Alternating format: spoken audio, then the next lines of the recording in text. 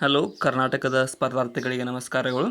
ಈ ವಿಡಿಯೋದಲ್ಲಿ ನಾವು ಕರ್ನಾಟಕ PDO ಮತ್ತು ವಿಲೇಜ್ ಅಕೌಂಟೆಂಟ್ಗೆ ಸಂಬಂಧಪಟ್ಟಂತಹ ಪೇಪರ್ 2ದಲ್ಲಿ ಬರ್ತಕ್ಕಂಥ ಸಾಮಾನ್ಯ ಕನ್ನಡದ ಪ್ರಶ್ನೆಗಳನ್ನು ಕೆಲವೊಂದಿಷ್ಟು ಡಿಸ್ಕಸ್ ಮಾಡೋಣ.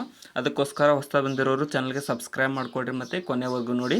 ಕ್ವಶನ್ಸ್ ತುಂಬ ಇಂಪಾರ್ಟೆಂಟ್ ಆಗಿರ್ತವೆ, ಯಾವುದನ್ನು ನೆಗ್ಲೆಕ್ಟ್ ಮಾಡೋಕ್ಕೆ ಹೋಗಬೇಡ್ರಿ. ಮೊದಲನೇ ಪ್ರಶ್ನೆ, ಇದನ್ನು ಹೊಂದಿಸಿ ಬರೀರಿ ಅಂತ ಕೇಳಿದ್ದಾರೆ. ನೋಡಿ, ಜಂಬಲ್ಡ್ ಆಗಿ ಕೊಟ್ಟಿದ್ದಾರೆ. ಸೊ ಅದನ್ನು ಅರ್ಥಪೂರ್ಣವಾಗಿ ಹೊಂದಿಸಿ ಬರೆದಾಗ ಇಲ್ಲಿ ಸರಿಯಾದಂತಹ ಉತ್ತರ ಯಾವುದಾಗುತ್ತೆ ಅಂತಂದರೆ ಆಪ್ಷನ್ ಬಿ ಆಗುತ್ತೆ. ನೋಡಿ, ಏನಂತಂದರೆ ಫಸ್ಟ್, ನಮ್ಮೆಲ್ಲರ ಇರುವಿಕೆಯನ್ನು ನಾವು ಸಕಾರಗೊಳಿಸುವುದೇ ನಮ್ಮ ದೇಹದ ಮೂಲಕ. ಈ ದೇಹವೆಂಬುದು ಕೇವಲ ವಾಹಕವಲ್ಲ, ಮತ್ತು ವಾಸ್ತವವು ಇದರ ಮೂಲಕವೇ ದೊರಕಬೇಕಾಗಿದೆ, ಮತ್ತು ಅತೀತವು ಇದರಿಂದಲೇ ನಿಲುಕಬೇಕು. ಸೊ ಇಲ್ಲಿ ಆಪ್ಷನ್ ಬಿ ಹೊಂದಿಸಿ ಬರೆದಾಗ ಸರಿಯಾದ ಅರ್ಥಪೂರ್ಣ ವಾಕ್ಯವಾಗುತ್ತದೆ. ಈ ಟೈಪು ಕೂಡ ಕೇಳ್ತಾರೆ ಎಕ್ಸಾಮ್ದಲ್ಲಿ, ಮತ್ತು ಸಿಂಗಲ್ ಒನ್ ವರ್ಡ್ ಕೂಡ ಕೇಳ್ತಾರೆ. ನೆಕ್ಸ್ಟ್ ಕ್ವಶನ್, ಇದನ್ನು ಕೂಡ ಅದೇ ಟೈಪ್ ಹೊಂದಿಸಿ ಬರೀರಿ ಅಂತ ಕೇಳಿದರೆ ಅರ್ಥಪೂರ್ಣ ರೀತಿಯಾಗಿ. ಇಲ್ಲಿ ನೋಡಿ, PQRSನ ಹೊಂದಿಸಿ ಬರೆದಾಗ ಸರಿಯಾದಂತಹ ಉತ್ತರವಾಗುವುದು ಆಪ್ಷನ್ ಸಿ ಆಗುತ್ತೆ. ನೋಡಿ, ಏನಂತಂದರೆ ಕನ್ನಡದ ನೆಲದಿಂದ ರಾಜಕೀಯವಾಗಿ, ಸಾಮಾಜಿಕವಾಗಿ ಮತ್ತು ಭೌಗೋಳಿಕವಾಗಿ ದೂರದ ಪ್ರದೇಶವೊಂದರಲ್ಲಿ ಕನ್ನಡ ಜೀವಂತವಾಗಿರುವ ಸ್ಥಿತಿಯನ್ನು ಕನ್ನಡ ಭಾಷಾ ದ್ವೀಪ ಎಂದು ಕರೆಯಬಹುದಾಗಿದೆ. ಸೊ ಅದಕ್ಕೋಸ್ಕರ ಇಲ್ಲಿ ಆಪ್ಷನ್ ಸಿ ಸರಿಯಾಗುತ್ತದೆ. ಕನ್ನಡ ಭಾಷೆ ಬಗ್ಗೆ ಈ ಒಂದು ವಾಕ್ಯ ಪರಿಪೂರ್ಣವಾಗಿ ಆಪ್ಷನ್ ಸಿದಲ್ಲಿ ಹೊಂದಿಸಿ ಬರೆದಾಗ ಸರಿ ಹೊಂದುತ್ತದೆ. ಸೊ ಇನ್ನೂ ಯಾರು ಸಬ್ಸ್ಕ್ರೈಬ್ ಮಾಡಿಲ್ಲ ಅಂದರೆ ಸಬ್ಸ್ಕ್ರೈಬ್ ಮಾಡಿಕೊಡ್ರಿ ಮತ್ತು ಕೊನೆವರೆಗೂ ನೋಡಿ. ಸಾಮಾನ್ಯ ಕನ್ನಡದ ಪ್ರಶ್ನೆಗಳು. ಅಪಾದಾನ ಎಂಬುದು ಈ ವ್ಯಕ್ತಿಯ ಪ್ರತ್ಯಯಕ್ಕೆ ಸಂಬಂಧಿಸಿದೆ ಅಂತ ಕೇಳ್ತಾರೆ. ಸೊ ಈ ಒಂದು ಅಪಾದಾನ ಅನ್ನುವಂತಹ ಪದವು ಪದದಲ್ಲಿ ಬರ್ತಕ್ಕಂಥ ವಿಭಕ್ತಿ ಪ್ರತ್ಯಯ ಯಾವುದು ಅಂತಂದರೆ ಆಪ್ಷನ್ ಬಿ ಪಂಚಮಿ ವಿಭಕ್ತಿ ಪ್ರತ್ಯಯ ಕಂಡುಬರುತ್ತದೆ. ಅಪಾದಾನ ಪದದಲ್ಲಿ ಪಂಚಮಿ ವಿಭಕ್ತಿ ಪ್ರತ್ಯಯ. ನೆಕ್ಸ್ಟ್ ಕ್ವಶನ್, ನೀವು ದೇವರನ್ನು ನಂಬುತ್ತೀರಾ ಎನ್ನುವುದು ಯಾವ ರೀತಿಯಾದ ವಾಕ್ಯವಾಗಿದೆ? ನೀವು ದೇವರನ್ನು ನಂಬುತ್ತೀರಾ, ಇಲ್ಲಿ ಸರಿಯಾದಂಥ ಉತ್ತರ ಆಪ್ಷನ್ ನೋಡಿ, ಇದು ತಥ್ಯ ವಿಷಯಕ ಪ್ರಶ್ನೆಯಾಗಿದೆ. ತಥ್ಯ ವಿಷಯಕ ಪ್ರಶ್ನೆ ವಾಕ್ಯವು. ನೆಕ್ಸ್ಟ್, ಇನ್ನು ಆದ್ದರಿಂದ ಎನ್ನುವುದು ಏನು ಅಂತ ಕೇಳಿದರೆ ಯಾವ ಅವ್ಯಯ ಅಂತ ಕೇಳಿದ್ದಾರೆ. ನೋಡಿ, ಆದ್ದರಿಂದ ಅನ್ನುವಂಥದ್ದು. ಆದ್ದರಿಂದ ಅನ್ನುವಂಥದ್ದು ಇಲ್ಲಿ ಸರಿಯಾದಂಥ ಉತ್ತರ ಆಪ್ಷನ್ ಬಿ ನೋಡಿ, ಸಂಭವನಾರ್ಥಕ ಸೂಚಕಾವ್ಯಯವಾಗಿದೆ. ಸೂಚಕಾವ್ಯಯ. ಆದ್ದರಿಂದ ಆಪ್ಷನ್ ಬಿ ಸರಿಯಾಗಿದೆ ಇಲ್ಲಿ. ನೆಕ್ಸ್ಟ್, ಇನ್ನು ಆರ್ದ್ರ ಪದದ ವಿರುದ್ಧ ಪದ ಯಾವುದು? ಆರ್ದ್ರ ಪದದ ವಿರುದ್ಧ ಪದ, ಅಪೋಸಿಟ್ ವರ್ಡ್ ಆಫ್ ಆರ್ದ್ರ. ಇಲ್ಲಿ ಸರಿಯಾದಂಥ ಉತ್ತರ ಆಪ್ಷನ್ ಎ ಆಗುತ್ತೆ. ನೋಡಿ, ಶುಷ್ಕ ಅನ್ನುವಂಥದ್ದು ಆರ್ದ್ರ ಪದದ ವಿರುದ್ಧ ಪದವಾಗಿದೆ. ಆಪ್ಷನ್ ಎ ಸರಿಯಾಗಿದೆ. ನೆಕ್ಸ್ಟ್ ಕ್ವಶನ್, ಪಂಚೇಂದ್ರಿಯ ಎನ್ನುವುದು ಏನು ಅಂತ ಕೇಳಿದರೆ ಯಾವ ಸಮಾಸ? ಪಂಚೇಂದ್ರಿಯ ಅನ್ನುವಂಥದ್ದು ಯಾವ ಸಮಾಸ? ಸರಿಯಾದ ಉತ್ತರ ಆಪ್ಷನ್ ಬಿ ನೋಡಿ, ಇದು ದ್ವಿಗು ಸಮಾಸವಾಗಿದೆ. ಪಂಚೇಂದ್ರಿಯ ಪದವು ದ್ವಿಗು ಸಮಾಸ. ನೆಕ್ಸ್ಟ್, ಪಂಚ ಪ್ಲಸ್ ಇಂದ್ರಿಯ.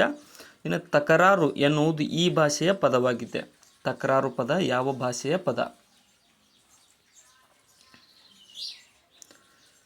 ಇಲ್ಲಿ ಸರಿಯಾದ ಉತ್ತರ ಆಪ್ಷನ್ ಬಿ ನೋಡಿ, ಇದೊಂದು ಅರಬ್ಬಿ ಭಾಷೆಯ ಪದವಾಗಿದೆ. ತಕರಾರು ಅರಬ್ಬಿ ಭಾಷೆಯ ಪದ. ನೆಕ್ಸ್ಟ್ ಕ್ವಶನ್, ಇನ್ನು ಚಿಕ್ರ ಕವಿತ್ವ ಎಂಬ ಪರಿಕಲ್ಪನೆಯು ಬಳಕೆಯಾಗುವುದು ಎಲ್ಲಿ ಅಂತ ಕೇಳಿದ್ದಾರೆ. ಚಿಕ್ರ ಕವಿತ್ವ ಅನ್ನುವಂಥ ಪದ ಪರಿಕಲ್ಪನೆ ಆಪ್ಷನ್ ನೋಡಿ, ಇದೊಂದು ಅಲಂಕಾರ ಪರಿಕಲ್ಪನೆಯಾಗಿದೆ. ಚಿತ್ರ ಕವಿತ್ವ ಅನ್ನುವಂಥದ್ದು ಒಂದು ಅಲಂಕಾರದ ಪರಿಕಲ್ಪನೆ. ನೆಕ್ಸ್ಟ್, ಸೊ ಎಕ್ಸ್ಪ್ಲೇನ್ ನಾನು ಜಾಸ್ತಿ ಮಾಡ್ತಾ ಇಲ್ಲ, ಟೈಮ್ ಕಡಿಮೆ ಇರೋ ಕಾರಣ. ಇನ್ನು ಕುಳಿರ್ಗಾವಿ ಎನ್ನುವುದು ಏನು ಅಂತ ಕೇಳಿದ್ದಾರೆ. ಕುಳಿರ್ಗಾವಿ ಅನ್ನುವಂಥದ್ದು ಯಾವ ರೀತಿಯ ಅಕ್ಷರ? ಇಲ್ಲಿ ಆಪ್ಷನ್ ನೋಡಿ, ಇದೊಂದು ಶೀತಲ ದ್ವಿತ್ವ ಅಕ್ಷರವಾಗಿದೆ. ಕುಳಿರ್ಗಾವಿ ಅನ್ನುವಂಥದ್ದು ಶಿಥಿಲ ದ್ವಿತ್ವ ಅಕ್ಷರ. ಕೋಲಾಮಿ ಇದು ಯಾವ ಭಾಷಾ ವರ್ಗಕ್ಕೆ ಸೇರುತ್ತದೆ? ಕೋಲಾಮಿ ಪದ ಯಾವ ಭಾಷಾ ವರ್ಗಕ್ಕೆ ಸೇರುತ್ತದೆ? ಯಾವ ಭಾಷೆಯಿಂದ ನಮಗೆ ವರ್ಗೀಕರಣಗೊಂಡಿದೆ ಅಂತಂದರೆ ಇಲ್ಲಿ ಸರಿಯಾದ ಉತ್ತರ ಆಪ್ಷನ್ ದ್ರಾವಿಡ ಭಾಷಾ ವರ್ಗಕ್ಕೆ ಈ ಒಂದು ಕೋಲಾಮಿ ಪದವು ಸೇರುತ್ತದೆ. ಕೋಲಾಮಿ. ನೆಕ್ಸ್ಟ್, ಕನ್ನಡದಲ್ಲಿ ಎಷ್ಟು ಯೋಗವಾಹಕಗಳಿವೆ? ಯೋಗವಾಹಗಳಿವೆ ಕನ್ನಡದಲ್ಲಿ ಕಂಡುಬರ್ತಕ್ಕಂಥ ಟೋಟಲ್ ಯೋಗವಾಹಗಳು. ಇಲ್ಲಿ ಸರಿಯಾದಂಥ ಉತ್ತರ ಆಪ್ಷನ್ ಡಿ ನೋಡಿ, 2 ಯೋಗವಾಹಗಳು ಕಂಡುಬರುತ್ತವೆ. ಅಂ ಅಹ. ಆಪ್ಷನ್ ಡಿ ಸರಿಯಾಗಿದೆ. ನೆಕ್ಸ್ಟ್, ಕ್ರಿಯಾಪದವು ಕರ್ತೃಗಾಮಿಯಾಗಿದ್ದರೆ ಅದು ಏನು ಅಂತ ಕೇಳಿದ್ದಾರೆ. ಕ್ರಿಯಾಪದವು ಕರ್ತೃಗಾಮಿಯಾಗಿದ್ದರೆ ಇಲ್ಲಿ ಸರಿಯಾದ ಉತ್ತರ ಆಪ್ಷನ್ ಬಿ, ಅದೊಂದು ಕರ್ತರಿ ಪ್ರಯೋಗವಾಗುತ್ತದೆ. ಕ್ರಿಯಾಪದ ಕರ್ತೃಗಾಮಿಯಾಗಿದ್ದರೆ ಅದೊಂದು ಕರ್ತರಿ ಪ್ರಯೋಗ. ಆಪ್ಷನ್ ಬಿ ಸರಿಯಾಗಿದೆ. ನೆಕ್ಸ್ಟ್, ಇನ್ನು ಮಧ್ಯರಾತ್ರಿ ಇದು ಯಾವ ಸಮಾಸಕ್ಕೆ ಉದಾಹರಣೆಯಾಗಿದೆ? ಮಧ್ಯರಾತ್ರಿ ಅನ್ನುವಂತಹ ಪದವು ಯಾವ ಸಮಾಸಕ್ಕೆ ಉದಾಹರಣೆ? ಇಲ್ಲಿ ಸರಿಯಾದ ಉತ್ತರ ಆಪ್ಷನ್ ಬಿ ನೋಡಿ, ಇದೊಂದು ಅಂಶಿ ಸಮಾಸಕ್ಕೆ ಉದಾಹರಣೆ. ಮಧ್ಯರಾತ್ರಿ ಅಂಶಿ ಸಮಾಸ ಉದಾಹರಣೆ. ನೆಕ್ಸ್ಟ್, ಇನ್ನು ನಾಮವಾಚಕಗಳು ಧಾತುಗಳು ಹೊಂದುವ ಹಾಗೆ ಯಾವುದೇ ರೂಪ ಭೇದಗಳನ್ನು ಹೊಂದದೆ ಏಕರೂಪವಾಗಿರುವ ಶಬ್ದಗಳು ಯಾವುವು? ಇಲ್ಲಿ ಆಪ್ಷನ್ ಸಿ ನೋಡಿ, ನಾಮಪದಗಳು ನೋಡಿ, ನಾಮವಾಚಕಗಳು ಧಾತುಗಳು ಹೊಂದುವ ಹಾಗೆ ಯಾವುದೇ ರೂಪ ಭೇದಗಳನ್ನು ಹೊಂದದೆ ಏಕರೂಪವಾದ ಶಬ್ದಗಳು ನಾಮಪದಗಳಾಗಿವೆ. ಅಂಥ ಒಳ್ಳೆಯ ಹುಡುಗಿಗೆ ಕಷ್ಟ ಬಂದಿತ್ತೆಂದು ಕೇಳಿ ನಮ್ಮ ಕಚೇರಿಯಲ್ಲಿ ಕಣ್ಣೀರು ಸುರಿಸಿತು ಇಲ್ಲಿರುವುದು ಯಾವ ರೀತಿಯಾದ ಅರ್ಥವಾಗುತ್ತದೆ? ಸೂಚಕ. ಇಲ್ಲಿ ಆಪ್ಷನ್ ಸಿ ನೋಡಿ, ಇದೊಂದು ಲಕ್ಷಣಾವೃತ್ತಿ ಆಗುತ್ತೆ. ಲಕ್ಷಣಾವೃತ್ತಿಯ ವಾಕ್ಯವಾಗುತ್ತೆ. ನೆಕ್ಸ್ಟ್, ಎಕ್ಸಾಮ್ದೊಳಗಡೆ ಇದೇ ಟೈಪ್ ಕೇಳಿರ್ತಾರೆ. ಇನ್ನು ಕುಟಾರ ಈ ಪದದ ತದ್ಭವ ರೂಪವನ್ನು ಗುರುತಿಸಿ. ಕುಟಾರ ಪದದ ತದ್ಭವ ರೂಪ. ಇಲ್ಲಿ ಸರಿಯಾದಂತಹ ಉತ್ತರ ಆಪ್ಷನ್ ಎ ನೋಡಿ, ಕೊಡಲಿ ಅನ್ನುವಂಥದ್ದು ಕುಟಾರ ಪದದ ತದ್ಭವ ರೂಪವಾಗಿದೆ. ಕುಟಾರ, ಕೊಡಲಿ. ನೆಕ್ಸ್ಟ್, ನಂಬಿಕೆ ಈ ಶಬ್ದದ ಧಾತು ಏನು? ನಂಬಿಕೆ ಶಬ್ದದ ಧಾತು.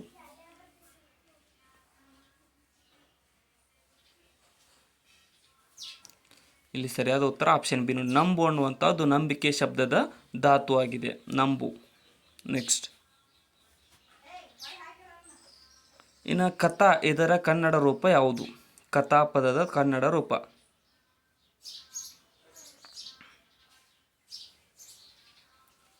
ಇಲ್ಲಿ ಸರಿಯಾದ ಉತ್ತರ ಆಪ್ಷನ್ ಕತೆ ಅನ್ನುವಂಥದ್ದು ಕಥಾ ಪದದ ಕನ್ನಡ ರೂಪವಾಗಿದೆ.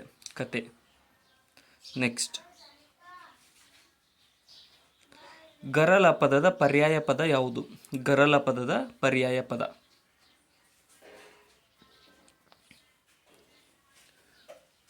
ಇಲ್ಲಿ ಸರಿಯಾದ ಉತ್ತರ ಆಪ್ಷನ್ ನೋಡಿ, ವಿಷ ಅನ್ನುವಂಥದ್ದು ಗರಲ ಪದದ ಪರ್ಯಾಯ ಪದವಾಗಿದೆ. ವಿಷ. ನೆಕ್ಸ್ಟ್, ಇನ್ನು ಕಲಾಸಿ ಎಂದರೆ ಏನು? ಕಲಾಸಿ ಅಂತ ಅಂದರೆ ಏನು?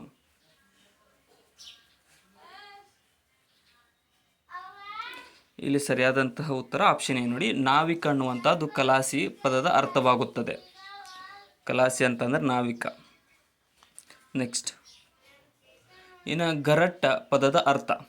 ಗರಟ್ಟ ಅನ್ನುವಂತಹ ಪದದ ಅರ್ಥ. ಇಲ್ಲಿ ಸರಿಯಾದಂತಹ ಉತ್ತರ ಆಪ್ಷನ್ ಡಿ ಆಗುತ್ತೆ ನೋಡಿ, ಬೀಸುವ ಕಲ್ಲುಗೆ ಗರಟ್ಟ ಅಂತ ಕೂಡ ಕರೆಯಲಾಗುತ್ತದೆ. ಬೀಸುವ ಕಲ್ಲು ಗರಟ್ಟ ಅಂತ ಅಂದರೆ. ನೆಕ್ಸ್ಟ್, ಇನ್ನು ಸಂಸ್ಕೃತವನ್ನು ಬಳಸದೆ ಕಾವ್ಯ ರಚಿಸಿದ ಕನ್ನಡದ ಏಕೈಕ ಕವಿ ಯಾರು ಅಂತ ಕೇಳಿದ್ದಾರೆ. ಅಂದರೆ ಸಂಸ್ಕೃತ ಅವರು ಬಳಸಿಲ್ಲ. ಯಾರು ಅಂತ ಅಂದರೆ ಇಲ್ಲಿ ಸರಿಯಾದಂಥ ಉತ್ತರ ಆಪ್ಷನ್ ಎ ಆಂಡಯ್ಯರವರು ಸಂಸ್ಕೃತವನ್ನು ಬಳಸದೆ ಕಾವ್ಯವನ್ನು ರಚಿಸಿದಂತಹ ಏಕೈಕ ಕವಿಯಾಗಿದ್ದಾರೆ. ನೆಕ್ಸ್ಟ್, ಇಲ್ಲಿ ಕೆಳಗಿನ ಬಿರುದಾಂಕಿತಗಳನ್ನು ಹೊಂದಿಸಿ ಬರೆಯಿರಿ ಅಂತ ಕೇಳಿದ್ದಾರೆ ನೋಡಿ. ಸೊ ಇಲ್ಲಿ ಹೊಂದಿಸಿ ಬರೆದಾಗ ಸರಿಯಾದಂತಹ ಉತ್ತರವಾಗುವುದು ಆಪ್ಷನ್ ಬಿ ಸರಿಯಾಗುತ್ತೆ. ಏನಂತಂದರೆ ಷಟ್ಪದಿಯ ಬ್ರಹ್ಮ ಅಂತ ರಾಘವಂಕರನ್ನು ಕರೆಯಲಾಗುತ್ತದೆ. ಹರಿದಾಸ ಪಿತಾಮಹ ಅಂತ ಶ್ರೀಪಾದರಾಯರನ್ನು ಕರೆಯಲಾಗುತ್ತದೆ. ಮತ್ತು ಕನ್ನಡ ಹುಲಿ ಅಂತ ಡೆಪ್ಯೂಟಿ ಚನ್ನಬಸಪ್ಪನವರನ್ನು ಕರೆಯಲಾಗುತ್ತದೆ. ಅಭಿನವ ಕಾಳಿದಾಸ ಅಂತ ಬಸವಪ್ಪ ಶಾಸ್ತ್ರಿಯರನ್ನು ಕರೆಯಲಾಗುತ್ತದೆ. ಆಪ್ಷನ್ ಬಿ ಸರಿಯಾಗಿದೆ ಇಲ್ಲಿ. ನೆಕ್ಸ್ಟ್, ಇನ್ನು ಅತಿ ಹೆಚ್ಚು ಕನ್ನಡ ಮಾತನಾಡುವ ಜನರಿರುವ ಜಿಲ್ಲೆ ಯಾವುದು? ನಮ್ಮ ರಾಜ್ಯದಲ್ಲಿ ಅತಿ ಹೆಚ್ಚು ಕನ್ನಡ ಮಾತನಾಡುವ ಜಿಲ್ಲೆ. ಸರಿಯಾದಂಥ ಉತ್ತರ ಆಪ್ಷನ್ ಎ ನೋಡಿ, ಮಂಡ್ಯ ಜಿಲ್ಲೆಯು ಅತಿ ಹೆಚ್ಚು ಕನ್ನಡ ಮಾತಾಡುವ ಜಿಲ್ಲೆಯಾಗಿದೆ. ನೆಕ್ಸ್ಟ್, ಹ.ಮಾನರವರು ರಚಿಸಿದ ಪ್ರಥಮ ಕೃತಿ ಯಾವುದಾಗಿದೆ? ಹ.ಮಾನರವರು ರಚಿಸಿದಂತಹ ಪ್ರಥಮ ಕೃತಿ ಯಾವುದು ಅಂತ ಅಂದರೆ ಇಲ್ಲಿ ಆಪ್ಷನ್ ಸಿ ನೋಡಿ, ಬಾಳ್ನೋಟಗಳು ಅನ್ನುವಂಥ ಕೃತಿಯು ಹ.ಮಾನರವರು ರಚಿಸಿದ ಪ್ರಥಮ ಕೃತಿಯಾಗಿದೆ. ಬಾಳ್ನೋಟಗಳು. ನೆಕ್ಸ್ಟ್, ಇನ್ನು ಉಂಡೆಗಟ್ಟುವ ಈ ಪದವನ್ನು ಬಿಡಿಸಿ ಬರೆಯಿರಿ. ಉಂಡೆಗಟ್ಟುವ ಪದದ ಬಿಡಿಸಿ ಬರೆದಾಗ ಇಲ್ಲಿ ಸರಿಯಾದಂತಹ ಉತ್ತರ ಆಪ್ಷನ್ ಡಿ ಆಗುತ್ತೆ ನೋಡಿ. ಉಂಡೆ ಪ್ಲಸ್ ಕಟ್ಟುವ ಅನ್ನುವಂಥದ್ದಾಗತ್ತೆ. ಉಂಡೆ ಕಟ್ಟುವ ಪದ ಬಿಡಿಸಿ ಬರೆದಾಗ ಉಂಡೆ ಪ್ಲಸ್ ಕಟ್ಟುವ. ನೆಕ್ಸ್ಟ್, ಇನ್ನು ಪುಸ್ತಕ ಎಂಬುದು ಯಾವ ನಾಮಪದವಾಗಿದೆ? ಪುಸ್ತಕ ಅನ್ನುವಂಥದ್ದು ಯಾವ ನಾಮ? ಇಲ್ಲಿ ಸರಿಯಾದಂಥ ಉತ್ತರ ಆಪ್ಷನ್ ಡಿ ಆಗ್ತದೆ. ಇದು ನಾಮ ಪ್ರಕೃತಿಯಾಗಿದೆ. ಪುಸ್ತಕವು ಒಂದು ನಾಮ ಪ್ರಕೃತಿ.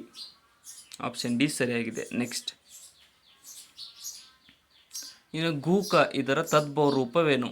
ಗೂಕ ಪದದ ತದ್ಭವ ರೂಪ. ಸರಿಯಾದ ಉತ್ತರ ಆಪ್ಷನ್ ಬಿ ನೋಡಿ. ಗೂಗೆ ಅನ್ನುವಂಥದ್ದು ಗೂಕ ಪದದ ತದ್ಭವ ರೂಪವಾಗಿದೆ. ಗೂಗೆ. ನೆಕ್ಸ್ಟ್, ಕರಾಬು ಈ ಪದದ ಅರ್ಥ. ಈ ಪದದ ಮೂಲ ಏನು? ಕರಾಬು ಪದದ ಮೂಲ.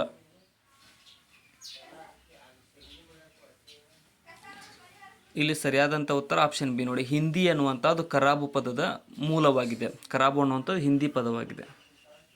ನೆಕ್ಸ್ಟ್,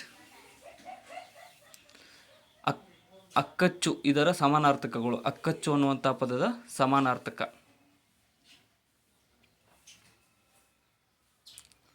ಇಲ್ಲಿ ಆಪ್ಷನ್ ಡಿ ನೋಡಿ. ಕಲಗಚ್ಚು, ಮುಸುರೆ ನೀರು. ಅಕ್ಕಚ್ಚು ಅಂತ ಅಂದರೆ ಕಲಗಚ್ಚು ಮತ್ತು ಮುಸುರೆ ನೀರು ಅಂತ ಕೂಡ ಕರೀತಾರೆ. ನೆಕ್ಸ್ಟ್, ಉಸಾಬರಿ ಇದರ ಸಮಾನಾರ್ಥಕಗಳು ಯಾವುವು? ಉಸಾಬರಿ ಪದದ ಸಮಾನಾರ್ಥಕಗಳು.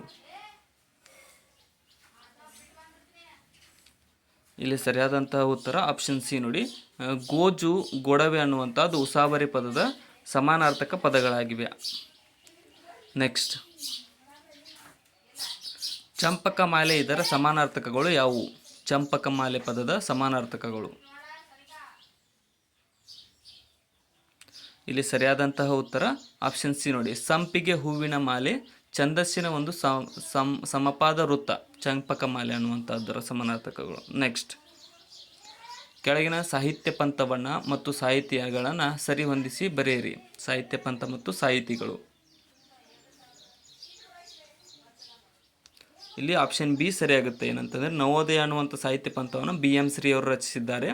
ನವ್ಯ ಅನ್ನುವಂಥದ್ದನ್ನು ಯಶವಂತ ಚಿತ್ತಾಲ್ರವರು ಪ್ರಗತಿಶೀಲ ಸಾಹಿತ್ಯವನ್ನು ತರಾಸುರವರು ಮತ್ತು ಬಂಡಾಯವನ್ನು ಕುಂ ವೀರಭದ್ರಪ್ಪರವರು. ಸೊ ಇಲ್ಲಿಗೆ ಇವತ್ತಿನ ನಮ್ಮ ಸಾಮಾನ್ಯ ಕನ್ನಡದ ಪ್ರಶ್ನೆಗಳು ಮುಕ್ತಾಯಗೊಂಡಿದ್ದಾವೆ.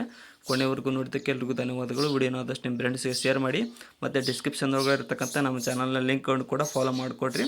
ಮತ್ತು ಏನಾದರೂ ತಪ್ಪು ಅನಿಸಿದರೆ ಕಮೆಂಟ್ ಸೆಕ್ಷನ್ದಲ್ಲಿ ಕಮೆಂಟ್ ಕೂಡ ಮಾಡಿ ಸಬ್ಸ್ಕ್ರೈಬ್ ಮಾಡಿಕೊಡ್ರಿ. ಹೊಸದಾಗಿ ಬಂದಿರೋರು ಇನ್ನೂ ಯಾರು ಸಬ್ಸ್ಕ್ರೈಬ್ ಮಾಡಿಲ್ಲ ಅಂತ ಅಂದರೆ. Thank you so much.